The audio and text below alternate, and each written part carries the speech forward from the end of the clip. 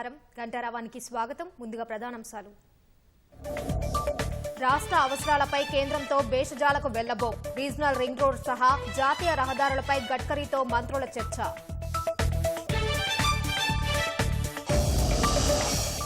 ఎమ్మెల్యేలు వెళ్తుంటే బారాసకు ప్రజాస్వామ్యం గుర్తొచ్చిందా? రేవంత్ తుపాన్లో గులాబీ పార్టీ గల్లంతేనన్న కాంగ్రెస్.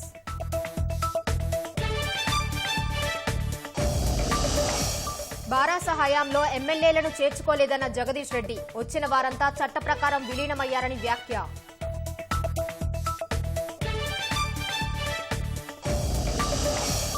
గురుకులాల్లో బ్యాక్లాగ్ పోస్టుల భర్తీకి అభ్యర్థుల ఆందోళన. ప్రభుత్వానికి నిరుద్యోగుల బాధలు పట్టడం లేదన్న బారాస.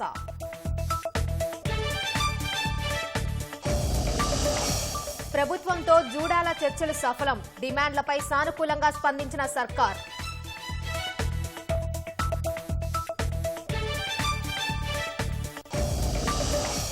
మూజువానీ ఓటుతో లోక్సభ స్పీకర్ గా ఓం బిర్లా ఎన్నిక. ఎమర్జెన్సీ విధింపు తీర్మానాన్ని చదవడంపై విపక్షాల నిరసన.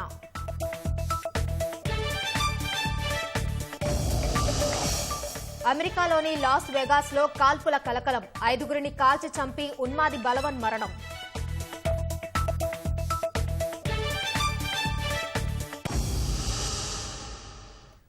జూనియర్ డాక్టర్లతో ప్రభుత్వం జరిపిన చర్చలు సఫలమయ్యాయి. సర్కార్ ఇచ్చిన హామీతో విద్యార్థి వైద్యులు సమ్మె విరమించారు.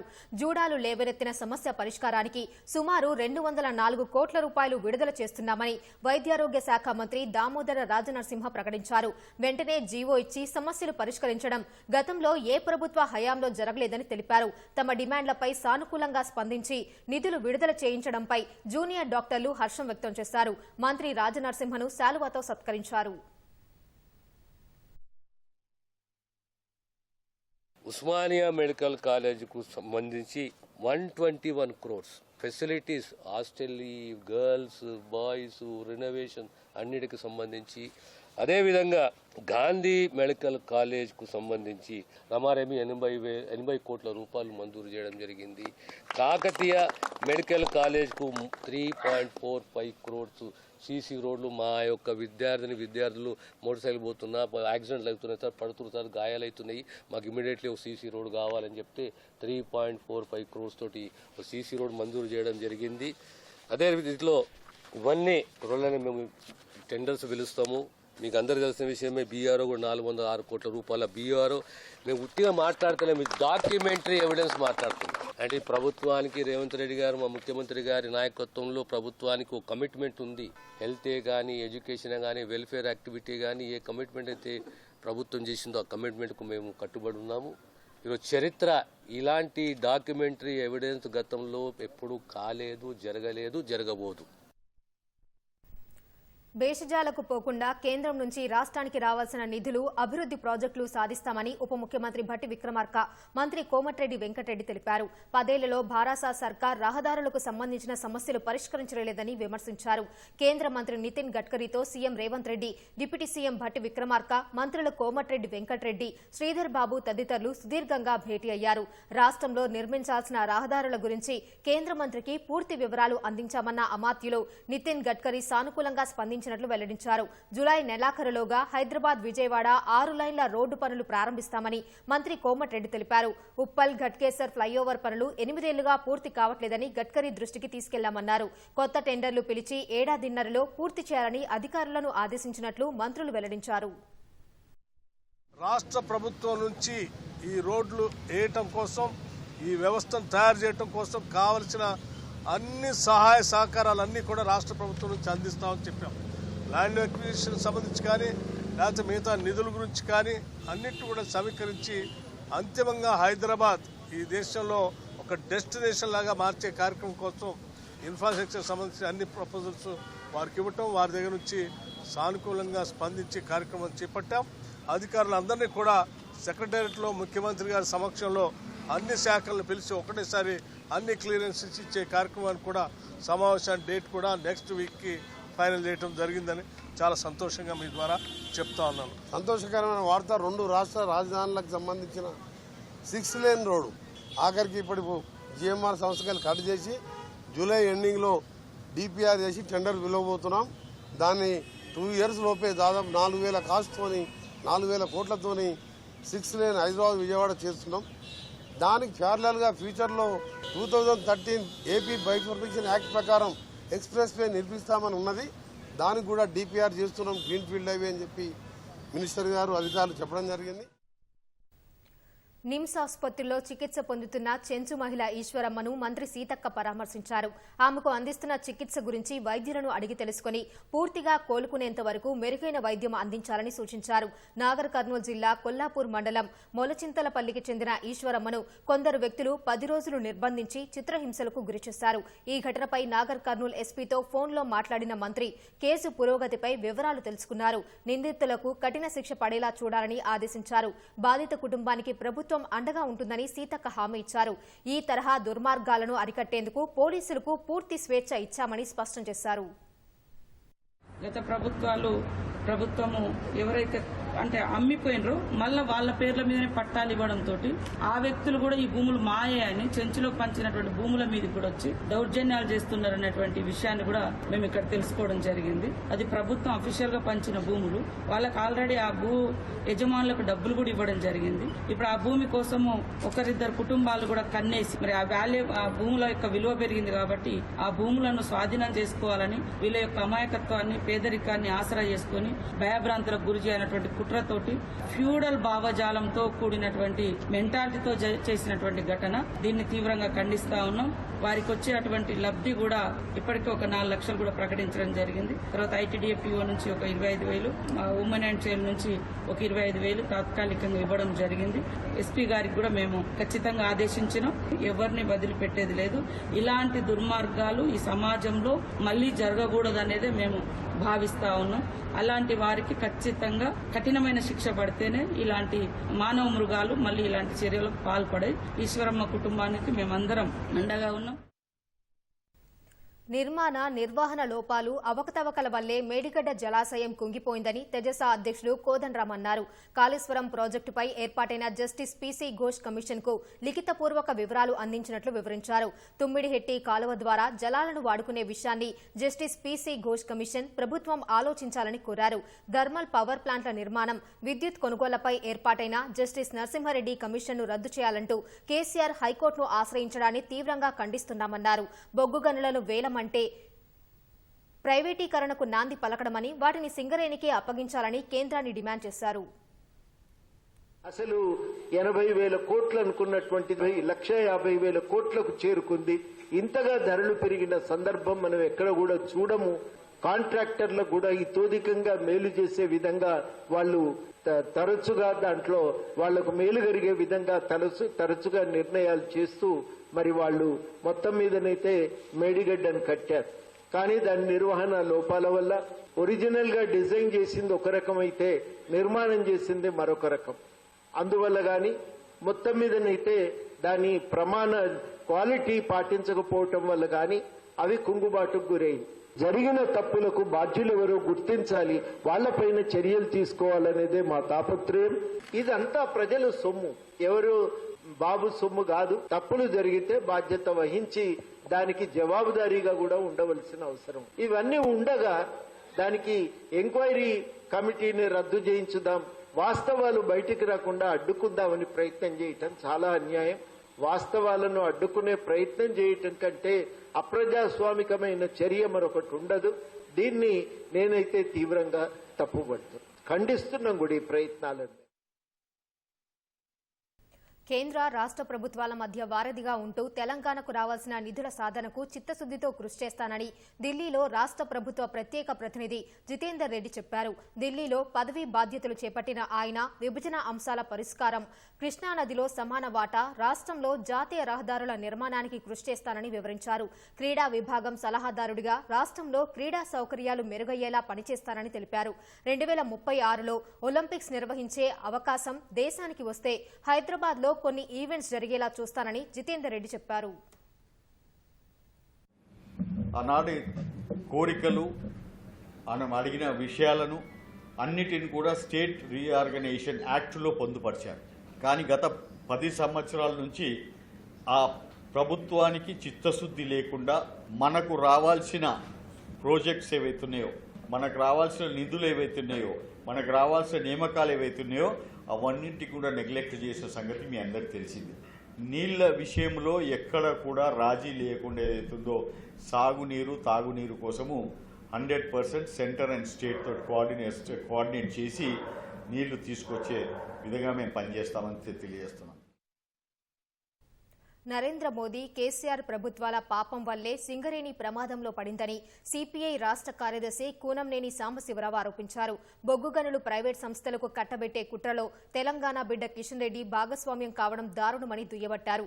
సింగరేణిని కాపాడుకోవడానికి జూలై 5 నుంచి ప్రజా పోరాటాలు చేస్తామని కూనంనేని వెల్లడించారు. కిషన్ రెడ్డి అంటే మనందరికీ సౌమ్యుడు, తెలంగాణ బిడ్డ. అబద్దాలు చెప్తాడని అనుకోలేదు. ప్రైవేటీకరణ చేయింది ఏంటంటే ఉన్నవి చేయను. నరేంద్ర మోడీ ఏది చెప్పాడో అదే వల్లివేశాడు ఈయన. సిగ్గుపడాలి కిషన్ రెడ్డి గారు, చెప్పకూడదు అట్లా. ఆల్రెడీ లోపల 80% ప్రైవేటీకరణ అయిపోయింది. ఇప్పుడు కొత్తగా ఈ విధంగా ఈ ఉన్న మైండ్స్ కూడా పోయే పరిస్థితి వస్తే ఇక భవిష్యత్తు అంధకారమయం అయిపోతుంది. ఆ సింగరేణి 138 ఏళ్ల చరిత్ర కలిగిన సింగరేణిని కాపాడవలసిన బాధ్యత మా పైన ఉంది. అందుకని మేము ఈ పోరాటాన్ని మరింత ఉధృతం చేయాలని మేము భావిస్తా ఉన్నాం. జూలై 5వ తారీఖున సింగరేణి అన్ని ప్రాంతాల్లో బంద్కి పిలిపివ్వటం జరుగుతుంది. దాదాపు 15 రోజుల పాటు నిరాహార దీక్షల కార్యక్రమం ఉంటుంది. అన్ని కలెక్టర్ కార్యాలయ ముట్టడి కూడా జరుగుతుంది. భారాస అధినేత మాజీ సీఎం కేసీఆర్ మరికొందరు ఎమ్మెల్యేలు పార్టీ నేతలతో సమావేశమయ్యారు. సిద్దిపేట జిల్లా మర్కుక్ మండలం ఎర్రవెల్లి వ్యవసాయ క్షేత్రంలో నిన్న కొందరు ఎమ్మెల్యేలతో సమావేశమైన కేసీఆర్ నేడు మల్లారెడ్డి, మర్రి రాజశేఖర్ రెడ్డి, లక్ష్మారెడ్డి, పల్లా రాజేశ్వర్ రెడ్డి, మాజీ ఎమ్మెల్యే రసమయ్యి బాలకిషన్, గిడ్డంగుల సంస్థ కార్పొరేషన్ మాజీ చైర్మన్ రజనీతో సమావేశమయ్యారు. ప్రస్తుతం పార్టీని వీడుతున్న వారి విషయంలో అప్రమత్తంగా ఉండాలన్న కేసీఆర్ కొంతమంది ఎమ్మెల్యేలు వెళ్లినంత మాత్రాన పార్టీకి నష్టం లేదని, ఎవరూ తొందరపడొద్దని సూచించారు. రానున్న రోజుల్లో భవిష్యత్ అంతా బాగుంటుందని తనను కలిసిన ఎమ్మెల్యేలకు కేసీఆర్ స్పష్టం చేశారు. పార్టీలకు అతీతంగా ఉంటానని చెప్పిన స్పీకర్ ప్రసాద్ కుమార్ పై ఏం ఒత్తిళ్లు ఉన్నాయో చెప్పాలని మాజీ మంత్రి జగదీష్ రెడ్డి ప్రశ్నించారు. పార్టీ మారిన భారాస ఎమ్మెల్యేలపై అనర్హత పిటిషన్ ఇచ్చేందుకు ప్రయత్నిస్తుంటే స్పందించట్లేదని ఆరోపించారు. పోచారం శ్రీనివాసరెడ్డి, జగిత్యాల ఎమ్మెల్యే సంజయ్ సభ్యత్వాలు రద్దు చేసేందుకు చట్టపరంగా ఉన్న అన్ని అవకాశాలు ఉపయోగించుకుంటామని జగదీష్ రెడ్డి తెలిపారు. ఫిరాయింపుల చట్టానికి మరింత పదును పెడతామని లోక్సభ ఎన్నికల్లో హామీ ఇచ్చిన కాంగ్రెస్ పార్టీ దాన్ని తొంగలో తొక్కుతోందని విమర్శించారు. మేనిఫెస్టో చూసి ఓట్లేసిన ప్రజలను మోసం చేస్తున్న కాంగ్రెస్ నేతలకు మాట్లాడే అర్హత లేదని ఆక్షేపించారు. బారాస హయాంలో తాము ఎవరినీ చేర్చుకోలేదని, చట్ట ప్రకారం వారు విలీనమయ్యారని తెలిపారు. బాన్స్వాడ శాసనసభ్యులుగా గెలిచిన పోచారం శ్రీనివాసరెడ్డి గారు, అదేవిధంగా మా జగిత్యాల శాసనసభ్యులు డాక్టర్ సంజయ్ కుమార్ గారు కూడా కాంగ్రెస్ పార్టీలో చేరినరు. ఇది పూర్తిగా చట్ట వ్యతిరేకమైన పని. వీరిద్దరి సభ్యత్వాలు కూడా రద్దు కావాల్సి ఉన్నది. దాని కొరకు బీఆర్ఎస్ పార్టీ నుంచి మేము స్పీకర్ గారికి పిటిషన్ ఇవ్వడం కొరకు మేము నిర్ణయించి ప్రయత్నం చేస్తూ ఉన్నాం. మరి ఇంతకుముందు ఒక గంటన్నర క్రితం మరి ఓఎస్డీ గారు మాత్రం ఫోన్లో దొరికింది నాకు. దొరికి సార్ సార్ వికారాబాద్కి వచ్చిండ్రు, ఇక్కడ ఏదో కార్యక్రమాల్లో పాల్గొంటున్నారు అని మాకు చెప్పారు. నేను చెప్పిన మరి ఏ సమయానికి మళ్ళీ వస్తారు, ఏ సమయానికి నన్ను ఎక్కడికి రమ్మంటారు చెప్తే వారు ఎక్కడికి చెప్తే అక్కడ రావడానికి నేను రెడీగా ఉన్నా, చెప్పండి అని చెప్పినాం. ఆయన వారు ఇంతవరకు స్పందించడం లేదు. మళ్ళీ ప్రయత్నం చేస్తే కూడా స్పందించడం లేదు. మరి మేము తప్పని పరిస్థితులలో మాకున్న ఇతర మార్గాలు ఈమెయిల్ ద్వారా మేము మా కాంప్లైంట్ పిటిషన్స్ను పంపడం జరిగింది. అదేవిధంగా స్పీడ్ పోస్ట్ ద్వారా కూడా పంపించడం జరిగింది. 2 మార్గాల ద్వారా వారి అడ్రస్కి స్పీడ్ పోస్ట్ ద్వారా కూడా పంపించడం జరిగింది. ఇదే సందర్భంలో శాసనసభ కార్యదర్శికి కూడా పంపించడం, స్పీకర్ గారికి అందజేయండి అని చెప్పి. రేవంత్ రెడ్డి అనే తుపానులో బారాస కొట్టుకుపోవడం ఖాయమని ప్రభుత్వ విప్ ఆది శ్రీనివాస్ అన్నారు. తెరాస నుంచి బారాసగా పేరు మార్చుకున్నప్పుడే తెలంగాణతో ఆ పార్టీకి పేగుబంధం తెగిపోయిందన్నారు. ఎమ్మెల్యేలు ఒక్కొక్కరుగా వెళ్లిపోతుంటే కేసీఆర్కు, కేటీఆర్కు ఇప్పుడు ప్రజాస్వామ్యం గుర్తుకొచ్చిందా అని ఆది శ్రీనివాస్ ప్రశ్నించారు. అధికారంలో ఉన్న 10 ఏళ్లు శాసనసభ్యుల్ని కలవని కేసీఆర్ ఇప్పుడు ఫామ్ హౌస్ లో బంతి భోజనాలు పెడుతున్నారని ఎద్దేవా చేశారు. రాజకీయాలే పరమావధిగా నడుస్తున్న ప్రజా ప్రభుత్వానికి గురుకుల టీచర్ పోస్టుల అభ్యర్థుల బాధలు కనిపించకపోవడం బాధాకరమని మాజీ మంత్రి హరీష్ రావు అన్నారు. గురుకుల అభ్యర్థుల ఆందోళనపై సామాజిక మాధ్యమం ఎక్స్లో స్పందించిన హరీష్, సీఎం ఇంటి ముందు మోకాలపై నిలబడి అభ్యర్థించిన మంత్రులు, అధికారులను కలిసి ఎన్నిసార్లు విజ్ఞప్తి చేసినా ఫలితం లేదని విమర్శించారు. పేద, బడుగు, బలహీన వర్గాల పిల్లలకు అత్యున్నత, నాణ్యమైన రెసిడెన్షియల్తో కూడిన విద్యను ఉచితంగా అందించే లక్ష్యంతో బారాస హయాంలో గురుకులాలు ఏర్పాటు చేసినట్లు హరీష్ రావు గుర్తు చేశారు. టీచర్ల కొరత లేకుండా చేసి విద్యా ప్రమాణాలు పెంచేందుకు 9,210 టీచర్ పోస్టుల భర్తీకి బారాస హయాంలో చర్యలు చేపట్టినట్లు వివరించారు. ఒక్క పోస్టు మిగలరాదనే లక్ష్యంతో ఉన్నత హోదా పోస్టుల నుంచి ప్రారంభించి కింద స్థాయి పోస్టుల వరకు ఫలితాలు వెల్లడించి భర్తీ చేయాలని నిర్ణయిస్తే ప్రస్తుత ప్రభుత్వ తీరుతో ఒకే అభ్యర్థికి 1 కంటే ఎక్కువ ఉద్యోగాలు వచ్చాయని హరీష్ ఆక్షేపించారు.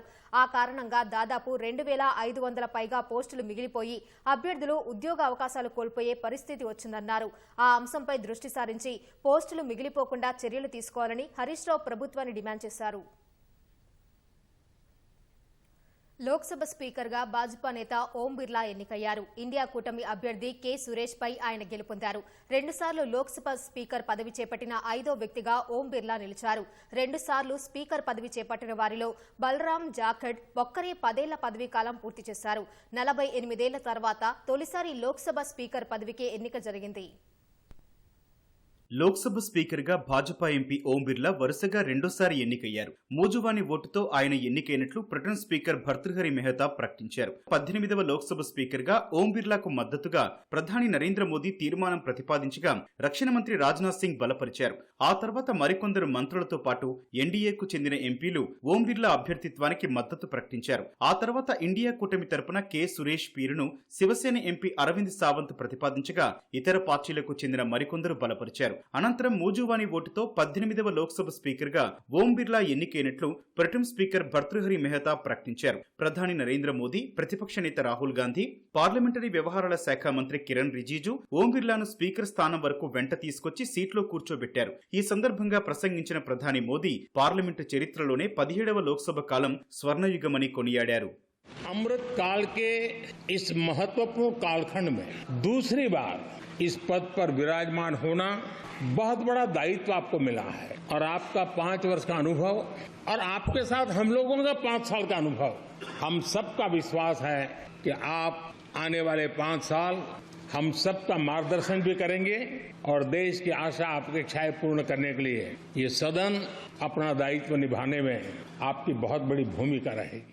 లోక్సభ స్పీకర్గా రెండోసారి ఎన్నికైన ఓం బిర్లాను ప్రతిపక్ష నేత రాహుల్ గాంధీ అభినందించారు. సభ నిర్వహణ విషయమై ప్రతిపక్షంగా తాము పూర్తిగా సహకరిస్తామన్నారు. అయితే తమ వాణిని వినిపించేందుకు సభాపతి అనుమతిస్తారని ఆశిస్తున్నట్లు చెప్పారు. సభ బాగా పనిచేయాలని ప్రతిపక్షం తరపున తాము కోరుకుంటున్నట్లు రాహుల్ పేర్కొన్నారు. Confident that you will allow us to represent our voice, allow us to speak, allow us to represent the voice of the people of India. The question is not how efficiently the House is run. The question is how much of India's voice is being allowed to be heard in this House. The idea that you can run the House efficiently by silencing the voice of the opposition is a non-democratic idea. And this election has shown that the people of India expect the opposition to defend the constitution, the Samvidhan of this country. లోక్సభలో భిన్నాభిప్రాయాలకు చోటు ఉంటుందని, ప్రతిపక్షాలు చేసే సూచనలను పరిశీలించాలని speaker Om Birla ప్రభుత్వానికి సూచించారు. సభలో, వీధుల్లో చేసే నిరసనల్లో తేడా ఉండాలని సభ్యులను కోరారు. ప్రతి సభ్యునికి తగినంత సమయం ఇచ్చేందుకు ప్రయత్నించనున్నట్లు చెప్పారు. సభ కార్యకలాపాలను అడ్డుకోవడం సంప్రదాయం కాకూడదన్న స్పీకర్ ఓం బిర్లా అందుకు తాను కఠిన చర్యలు తీసుకోవాల్సిన అవసరం రాకూడదని ఆశిస్తున్నట్లు చెప్పారు. माननीय प्रधानमंत्री नरेंद्र मोदी जी के नेतृत्व में लगातार तीसरी बार एनडीए की सरकार बनी है. पिछले 1 दशक में जनता की अपेक्षाएं, आशाएं, आकांक्षाएं बढ़ी है. इसलिए हम सबका दायित्व हो जाता है कि हम उनकी अपेक्षाएं, आकांक्षाओं को प्रभावी तरीके से पूर्ण करने के लिए सामूहिक प्रयास करें. ఎన్డీఏ బలపరిచిన ఓం బిర్లా 2 సార్లు లోక్సభ స్పీకర్ పదవిని చేపట్టిన 5వ వ్యక్తిగా నిలిచారు. 2 సార్లు స్పీకర్ పదవి చేపట్టిన వారిలో బలరాం జాఖడ్ ఒక్కరే 10 ఏళ్ల పదవీ కాలాన్ని పూర్తి చేశారు. 3 సార్లు ఎమ్మెల్యేగా రాజస్థాన్లోని కోటా నియోజకవర్గం నుంచి 3 సార్లు ఎంపీగా ఓం బిర్లా గెలుపొందారు. యువ మోర్చా నుంచి అంచెలంచెలుగా ఓం బిర్లా ఎదిగారు. స్పీకర్ గా ఓం బిర్లా ఎన్నికైన నేపథ్యంలో ఆయన ప్రాతినిధ్యం వహిస్తోన్న కోటాలో భాజపా శ్రేణులు సంబరాలు చేసుకున్నాయి. భాజపా కార్యాలయం వద్ద కార్యకర్తలు బాణాసంచా కాల్చారు. ఈ సందర్భంగా ప్రధాని మోదీకి అనుకూలంగా నినాదాలు చేశారు. దేశంలో అత్యవసర పరిస్థితి విధించడాన్ని ఖండిస్తూ ప్రవేశపెట్టిన తీర్మానాన్ని స్పీకర్ ఓం బిర్లా సభలో చదవడంపై ప్రతిపక్షాలు తీవ్ర నిరసన వ్యక్తం చేశాయి. 1975లో అత్యవసర పరిస్థితి విధించడాన్ని ఈ సభ తీవ్రంగా ఖండిస్తున్నట్లు స్పీకర్ ప్రకటించారు. అత్యవసర పరిస్థితికి వ్యతిరేకంగా దేశ ప్రజాస్వామ్య పరిరక్షణ కోసం పోరాటం చేసిన వారిని ప్రశంసించారు. దేశ చరిత్రలో 1975 జూన్ 25వ తేదీ చీకటి అధ్యాయంగా నిలిచి ఉంటుందన్నారు. ఆ రోజున అప్పటి ప్రధాని ఇందిరాగాంధీ దేశంలో అత్యవసర పరిస్థితి విధించడంతో పాటు అంబేద్కర్ రచించిన రాజ్యాంగంపై దాడికి పాల్పడ్డారని పేర్కొన్నారు. భారత్ ప్రజాస్వామ్యానికి మాతృక అని ప్రపంచానికంతా తెలుసని స్పీకర్ ఓం బిర్లా అన్నారు. కాంగ్రెస్ సహా ప్రతిపక్ష సభ్యులు తమ స్థానాల్లో నిలబడి అత్యవసర పరిస్థితి తీర్మానానికి వ్యతిరేకంగా నినాదాలు చేశారు. అనంతరం లోక్సభ రేపటికి వాయిదా వేస్తున్నట్లు స్పీకర్ ఓం బిర్లా ప్రకటించారు. అమెరికాలోని లాస్ వెగాస్లో 2 అపార్ట్మెంట్లలో 5గురిని కాల్చి చంపి ఓ బాలికను తీవ్రంగా గాయపరిచిన దుండగుడు ఆత్మహత్య చేసుకున్నట్లు పోలీసులు ప్రకటించారు. నార్త్ లాస్ వెగాస్లోని ఓ అపార్ట్మెంట్లో సోమవారం అర్ధరాత్రి కాల్పులు జరిగినట్లు సమాచారం అందడంతో రంగంలోకి దిగిన పోలీసులు 2 మహిళలు మృతి చెందడంతో పాటు మరో బాలిక తీవ్రంగా గాయపడినట్లు గుర్తించారు. వెంటనే ఆమెను ఆసుపత్రికి తరలించారు. సమీపంలోని మరో అపార్ట్మెంట్లోనూ మరో 2 మహిళలు, ఓ యువకుడి మృతదేహాలను గుర్తించారు. నిందితుడిని పట్టుకునేందుకు ప్రత్యేక బృందాలను రంగంలోకి దింపారు. మంగళవారం ఉదయం 10 గంటల సమయంలో ఒక దుకాణం దగ్గరలో నిందితుడు కనిపించినట్టు పోలీసులకు సమాచారం అందింది. అక్కడికి చేరుకున్న పోలీసులు తుపాకీ అప్పగించి లొంగిపోవాలని కోరగా నిందితుడు నిరాకరించినట్లు తెలిపారు. చివరకు తనను తాను కాల్చుకొని ఆత్మహత్య చేసుకున్నట్లు పోలీసులు ప్రకటించారు.